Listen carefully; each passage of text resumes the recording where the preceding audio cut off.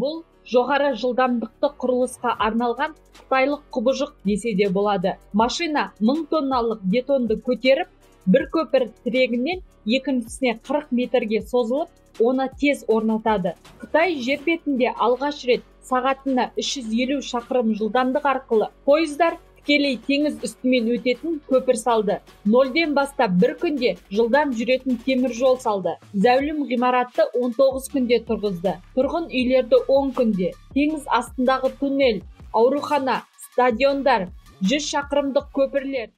Тоқта.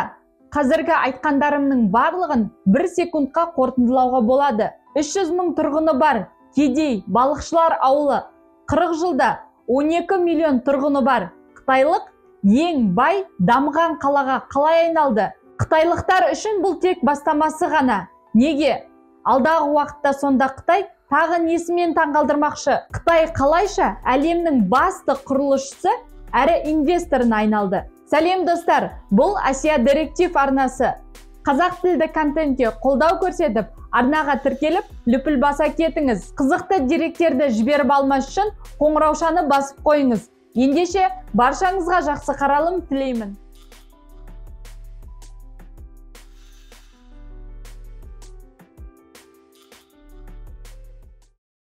Мәскеудегі жаңа метро Мичуринский даңғылы.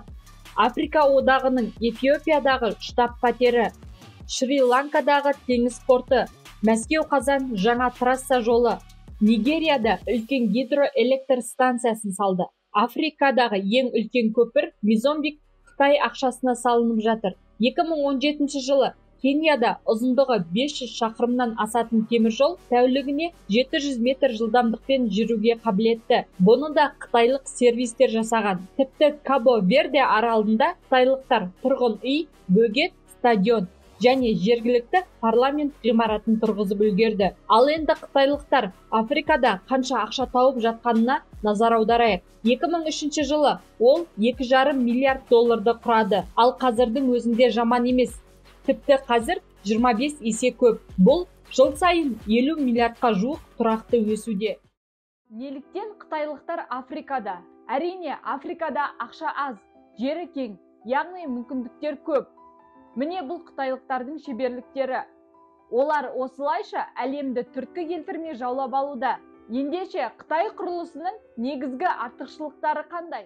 Қытай құрылысының негізгі артықшылықтары қандай? Біріншіден, олар мұны ең жылдам жасайды. Екіншіден, арзанырақ және қарызға да жасайды. Енді нақты мысалдарды қолдана отырып, жылдамырақ және арзанырақ деген нені білдіреді? Қараңызшы, бұл бұрғылау машиналары. Қазір Қытайда дәл осындай жоғары жылдамдықпен метро теміржолдары үшін туннелдер құрылысы қарқынды жүріп жатыр. Мұнда олар Тибетке тікелей жолды таулардың ішінен бірнеше мың метр тереңдікте қазып жатыр. Және теңіз астындағы ең ұзын туннелді де осы жабдық түрімен жасап жатыр. Ол тәулігіне 10 метр жылдамдықпен қозғалады. Және бұл құрылғының жұмысы километріне небәрі 10 миллион доллар тұрады. ақш-пен салыстыратын болсақ, дәл осы 1 километрлік туннель 50 миллион доллар тұрады. Ал Мәскеудегі метро ресми мәліметтер бойынша километріне 60 миллионнан бастап 93 миллион долларға дейін салынған. Міне Қытайдың бұрғылау машиналарының артықшылығы осында. Арзан әрі жылдам. Қарызға деген нені білдіреді? 2008 жылы ресейлік туристердің сүйіктісі Шри-Ланка өз дамуына инвестиция салуға және жаңа терең теңіз портын салуға амбициялық шешім қабылдады.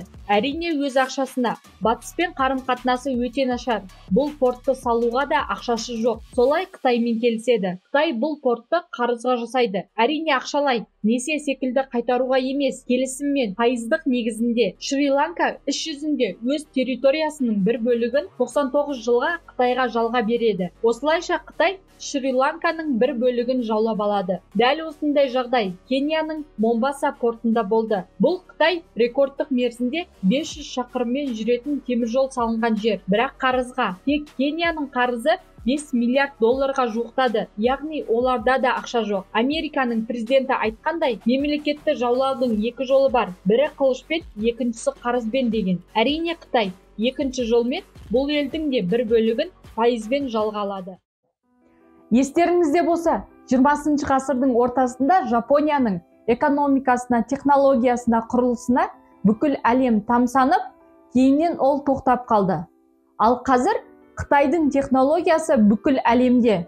300 мың тұрғыны бар кедей балықшылар ауылы 40 жылдан кейін 12 миллион тұратын қытайлық ең бай дамыған қалаға қалай айналды?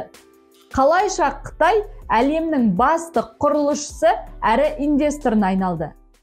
1980 жылы Қытайдың жаңа басшысы Дэн Сяопин жаңа тәжірибе жасауды ұйғарды. Ол Сингапурға барып, ол жерде адамдар дамыған, жақсы өмір сүріп жатқанына таң қалды. Дэн Сяопин Шэньчжэньде белгілі шетелдік компаниялар үшін еркін экономикалық аймақ құрады. Қытай біріншіден құрылыс саласын дамытады. Қытайда құрылысқа ақша жоқ, бірақ адамдар бар. Шетелдік инвестициялар арқылы осы адамдармен құрылыс жүргізеді. Екіншіден, Шэньчжэньде өндірілетін өнімнің барлығы экспортталатын болады. Еркін валютаға, жақсы қаражатқа. Осылайша Қытайда 40 жыл ішінде Шэньчжэньнің жалпы ішкі өнімі жылына 40 миллион доллардан 20%-ға артып 400 миллиардқа дейін көтерілді. 2005 жылы Қытайға да, Ресейге де ортақ мәселе болды. Қалалар арасындағы қашықтық үлкен, жылдамдығы жоғары пойыздар қажет болды. Осы екі елдің басшылары келісімге келді. Келісімшарт бойынша Германияның Сапсан жоғары жылдамдықты электр пойызы Қытаймен бірге отырып Ресейде шығарылатын болды. Бұл Вилар пойыздары Ресейде бірлескен кәсіпорында шығарылды. Немістерден пойыздарды 276 миллион долларға сатып алды және қызмет көрсету үшін тағы 350 доллар берді. Осы 17 жылдың ішінде Ресейде осында 2 пойыз ғана жүреді. Мәскеуден Санкт-Петербургке және одан төмен қарай жүретін. Ал бұл келісімнен кейін Қытай не істеді? Оларда темір жолда жылдамдықпен жүретін пойыз да жоқ. Сонда оларға не пайда? Қытай немістерден пойызды ғана сатып алмай, жалпы технологиясын өзіне әкелді. Қытай жоғары жылдамдықты пойыздарға арналған темір жолдарды өркендетіп салды. Пойыздар бюджетке 300 миллиард доллар әкеліп отырды. Бұл Ресейдің жылдық бюджеті. Жоғарыда айтқанымдай, Қытай 300-інде 0-ден бастап 40 мың шақырым жоғары жылдамдықпен жүретін пойыздарды шығарды және осы арқылы басқа мемлекеттермен серіктес болып жатыр. Мысалы, мына пойыз сағатына 350 шақырымда оқ секілді ұшады. Бұны Қытайдың өзі шығарған жоқ. Немістердің Siemens және Bombardier фирмаларымен бірігіп, жапондықтардың Hitachi желісімен бірігіп жасады. Бірақ оны тек Қытайда шығарады.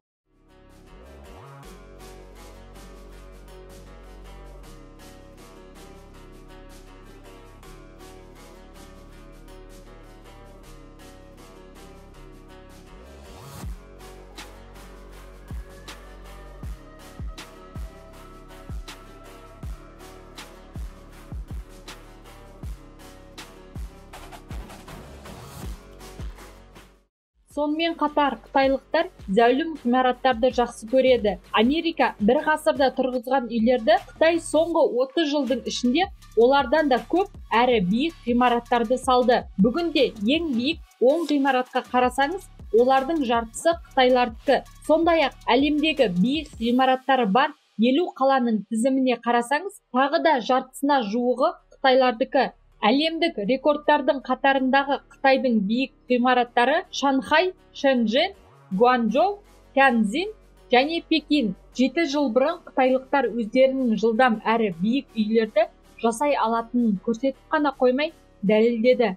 Чанша қаласында 8 миллион адамға 57 қабатты зәулім ғимаратты 19 күнде құрастырып тұрғызды, ал 15 күнде 30 қабатты зәулім орталық салған. Бұл құрылыс үшін сізге тіпті бетон қажет емес, тек темір жақтау ғана болса болды. Барлық модульдерді зауыттар мен роботтар жасайды, ал адамдар жай ғана лего жиынтығы сияқты құрастыра салады. Міне осы темір жақтаулармен Қытай әлемдегі ең биік ғимаратты салды. 220 қабаттан тұратын ғимаратты небәрі 90 күнде толық салып бітірді. Шэньчжэньдегі 91 метр шыны бетонның қалай жарылып, адамдардың зәулім ғимараттан қашып жатқанын қараңыз. Толық қауіпсіздік жасалмағаннан соң, осындай биік ғимараттар өздігінен қимылдай бастаған. Адамдардың қорқынышынан Қытай биіктігі жарты шақырымнан асатын зәулім үйлерді салуға тыйым салды.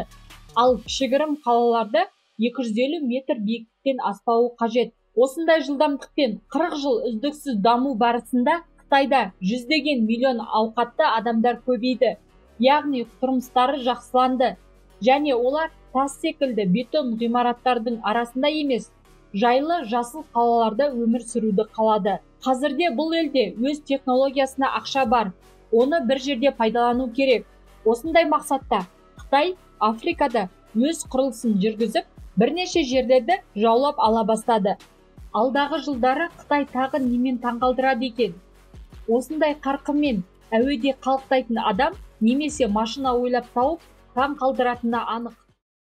Сіз де мықты болыңыз. Өзіңізге инвестиция жасап, өзіңізді дамытыңыз.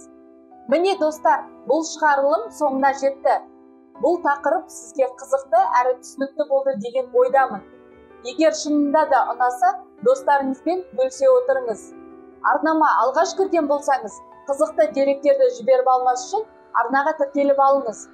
Әрине, бұл жан-жақты дамыған ел туралы өз ойларыңызды астына пікірге жазып қалдырыңыздар.